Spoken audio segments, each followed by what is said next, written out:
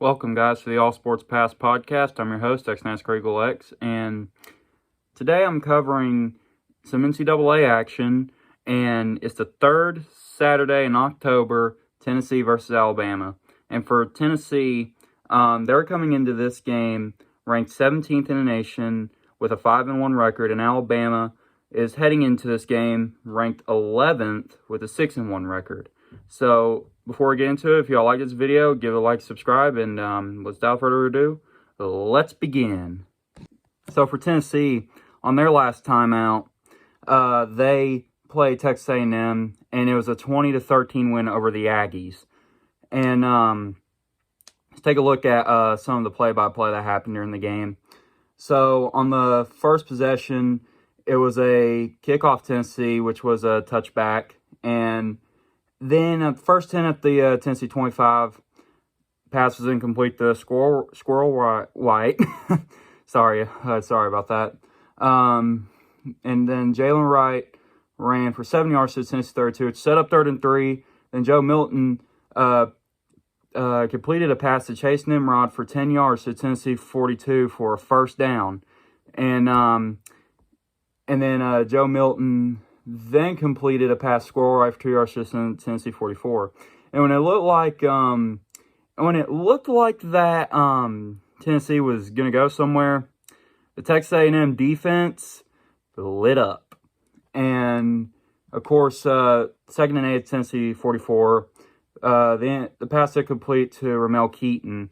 And then Texas A&M, Walter Nolan, the lineman, was offsides and it was a 5-yard penalty. And on 3rd and 3, they handed the ball off to Jalen Wright, and it was a loss of a yard to the Tennessee 48. And then that's up a Jackson Ross punt for 32 yards.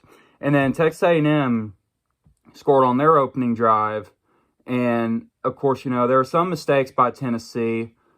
But, however, it was actually the quarterback on the rush getting the touchdown. Max Johnson ran for 2 yards for a touchdown, set up a Randy Boyd kick to make it 7-0.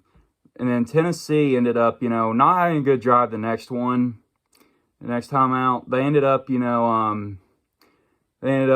getting a bit of some false start. They got a false start penalty, and then of course, unfortunately had a turnover on downs. But, however, this would pretty much show Tennessee that they need to step up their game. And, of course, then their next drive, they make Texas A&M punt. And then, of course, on the Tennessee's next drive, they get a touchdown. And, of course, Joe Milton ran for 2 yards to Texas A&M 49. Jabari Small ran for 7 yards to Texas A&M 42. Joe Milton was an incomplete pass for a first down. But however, here's the thing: it was a first down because Shamir Turner for Texas A&M had a roughing the passer penalty, which made an automatic first down.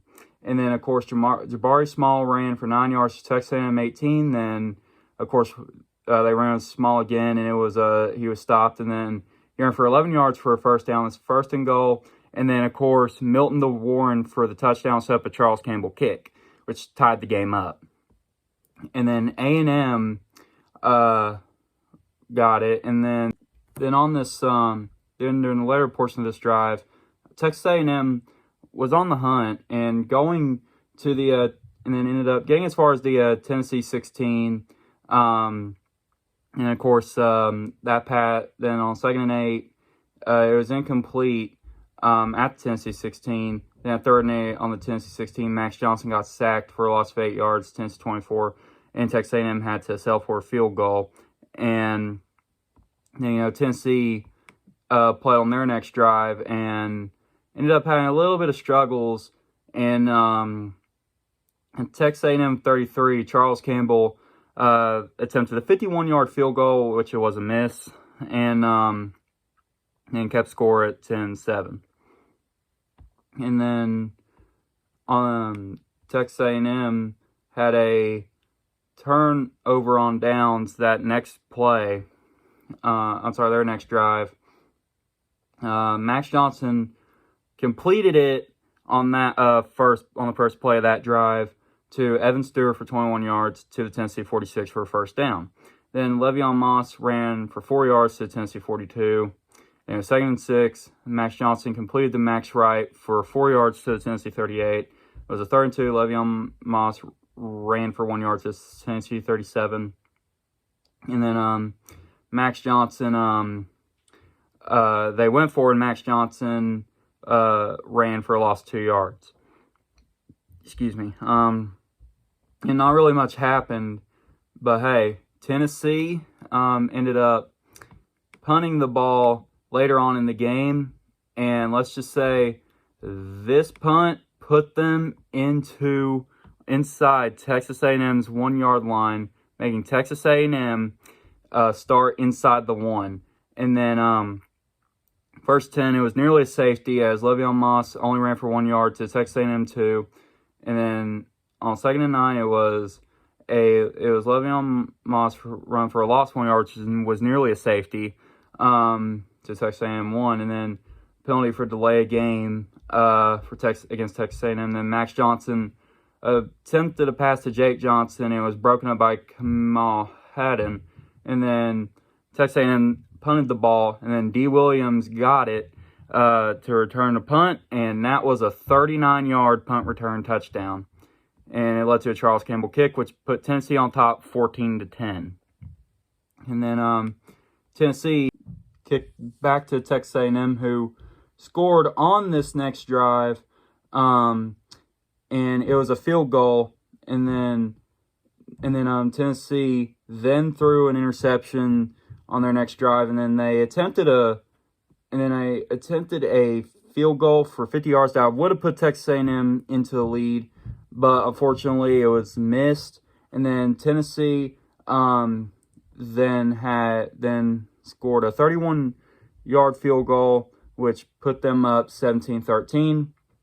And then Texas A&M had, looking like that they were going to come back, got intercepted, and gave the ball back to Tennessee.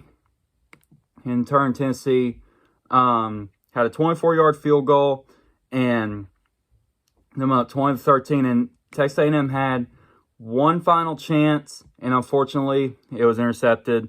And so for Tennessee, that put them at 5-1 on the season heading into this game. So yeah, let's move on to Alabama.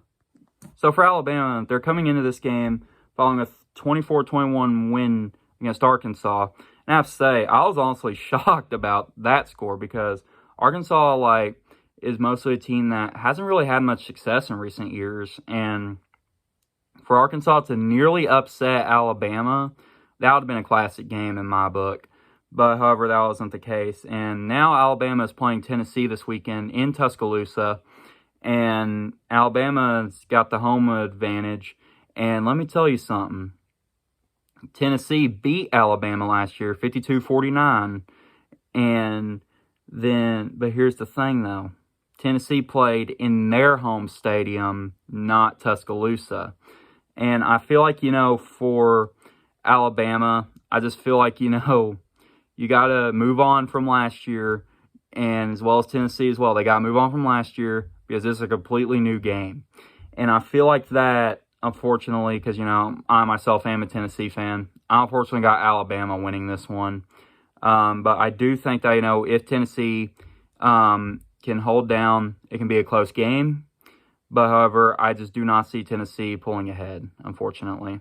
So that's going to do it for this video tonight, guys. If you like this video, give it a like, subscribe, and leave a comment. And let me know what you want me to do next. And I'll talk to y'all next time. Peace out.